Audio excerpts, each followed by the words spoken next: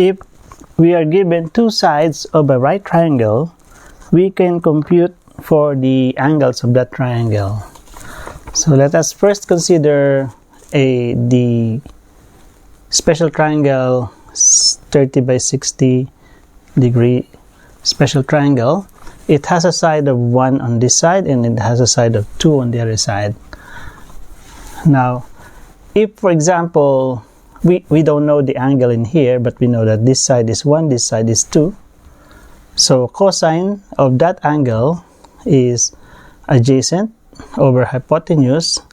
So 1 over 2 is 0.5. So the ratio of this one to this one is 0.5. Now if you solve using the calculator, if you divide 1 divided by 2 is 0.5.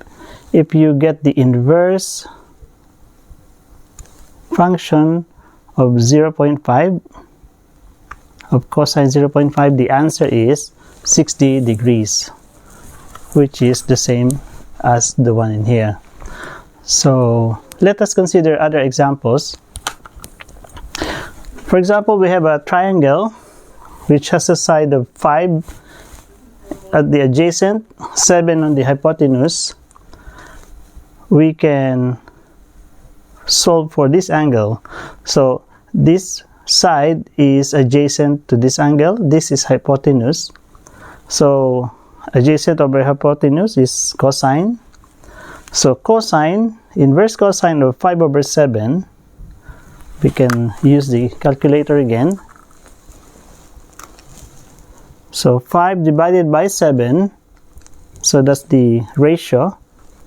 So you get inverse cosine, shift cosine, we get 44.415 degrees.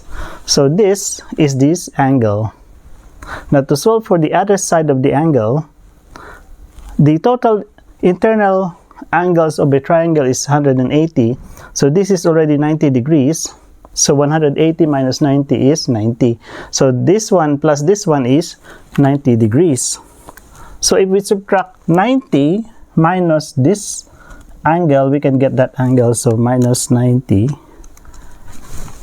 we get 45.584 degrees.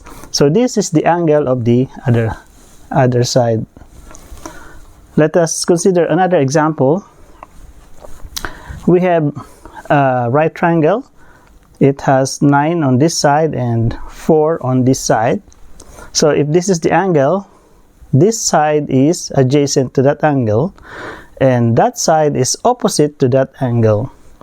So we have opposite and adjacent. We use the tangent function. Now tangent, so inverse tangent of 4 over 9,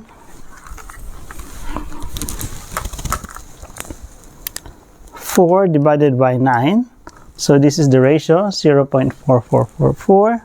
So we get inverse tangent, shift tangent, we get 23.962 something degrees. So this is the angle in here. So to get the angle on the other side, we subtract 90 minus this,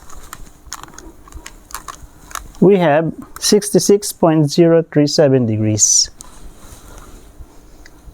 Now I'd like to discuss these decimals on these degrees, because these decimals we can convert it into a smaller unit of degrees. So we discussed in a different video, an earlier video, one full circle is 360 degrees. So if you have the x and y axis, from here up to here is 360 degrees. So for example, if you have a pizza and you divide it into 360 small slices, one slice will be 1 degree. Now, because this unit can be used over large areas, large lengths, this 1 degree, they have divided it into another 60 divisions. So this 1 degree they divide it into 60. Now, one division of that one is called 1 minute. So, 1 degree is equal to 60 minutes, or 60 minutes is equal to 1 degree. So, this is 1 degree. Now, they have divided it again, that 1 minute, they have divided it again to 60 divisions. It's called 1 second. So, 1 minute is 60 seconds, or 60 seconds is 1 minute, 60 minutes is 1 degree, and 360 degrees is 1 circle. Now consider this angle, 44.415. If you want to convert 0.415 into minutes, so let's say 0.415 degrees. So we know that 1 degree is 60 minutes, so 1 degree is 60 minutes. Let us solve that. We have, I'll start from the beginning, 5 divided by 7, inverse cosine is minus 44. So 0.415 times 60. So this is 24.9185. 24.9185 minutes. So this degree is cancelled out. So wait, this is 1 minute. Now this is 0.9185 is in minutes. We can convert this into seconds. So minus 24. So 0.9185. So the same, we have to multiply it by 60 to convert it into seconds, times 60. So this 0.9185 becomes 55 seconds. Around 55 seconds. Now there's a shortcut in the calculator to get the minutes and seconds of these decimal. So let's say I'll start from the beginning. 5 divided by 7, inverse cosine, and then so this is the answer in degrees.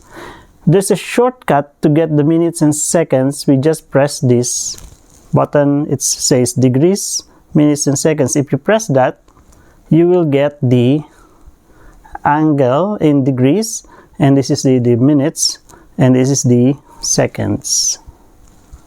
So that concludes our topic.